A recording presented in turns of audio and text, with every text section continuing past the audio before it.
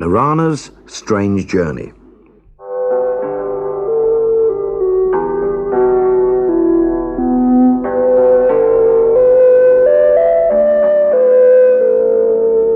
It was a bitterly cold but sunny day when Narana set off on her long walk back to her village.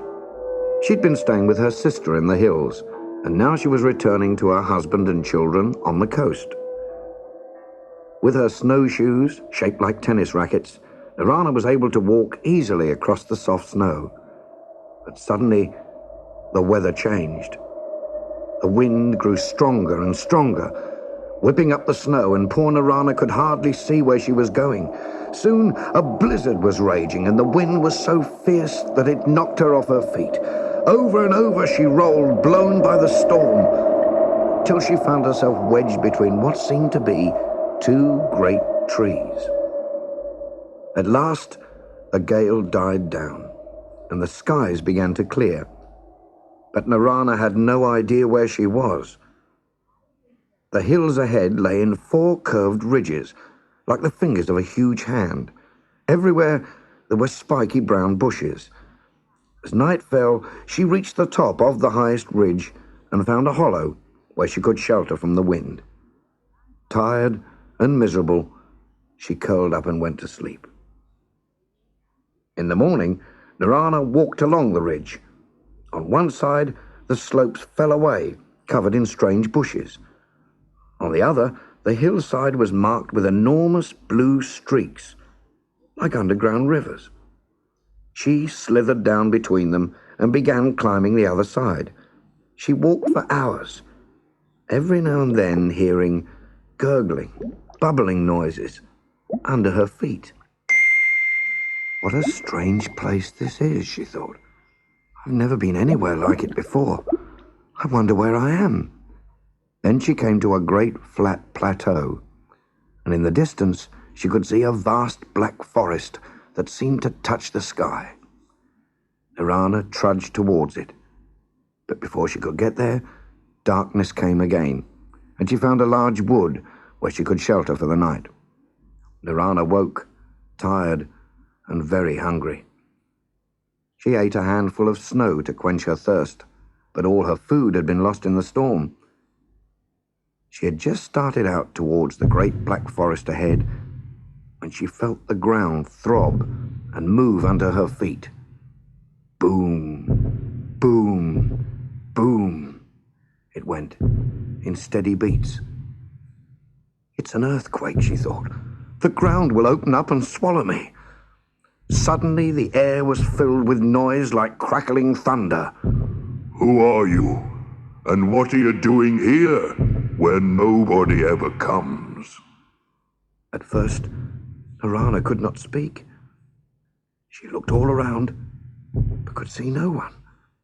I am Narana, she said at last, to the skies, her voice trembling with fear. I was on my journey home when I lost my way in the storm. Who are you? What are you? A mountain ghost? No, I am a giant, rumbled the voice as the earth shook again. My name is Kinak. I sleep here all alone on the great plain so that I can stretch without crushing the villages or the trees. But where are you? Asked Narana, still looking around. I'm underneath you, Narana. You've been climbing over me for 2 days. You started on my left hand, and now you're over my heart. I expect you can feel it. Yes, I can. Oh, I do hope I haven't hurt you. The earth shook again, even more violently than before, and Narana was thrown over and over as the giant's laughter rang out for miles across the plains. No, little one, you didn't hurt me. Not even a nickel. Herds of reindeer can be a nuisance, but one human is nothing.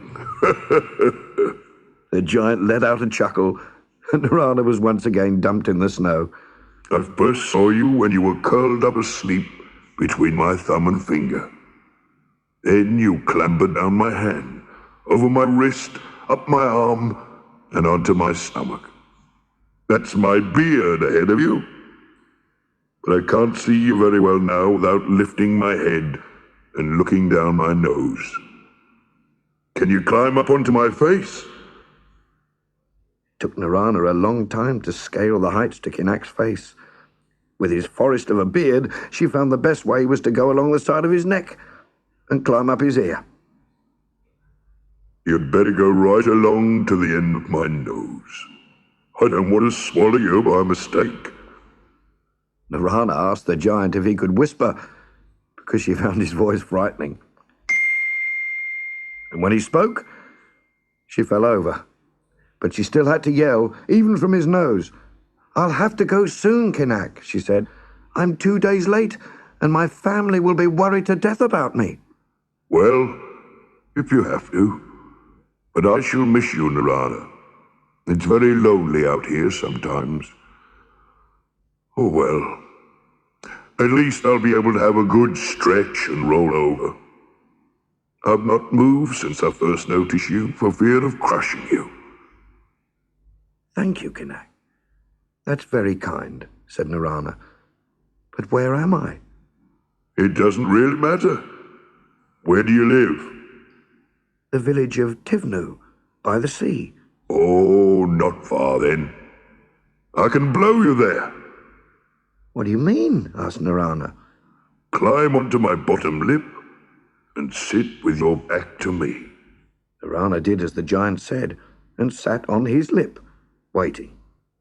Far below her, the earth began to rise up as Kinak breathed in deeply.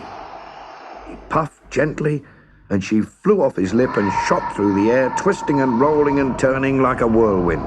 A few seconds later, she landed in a deep drift of snow, safe and sound.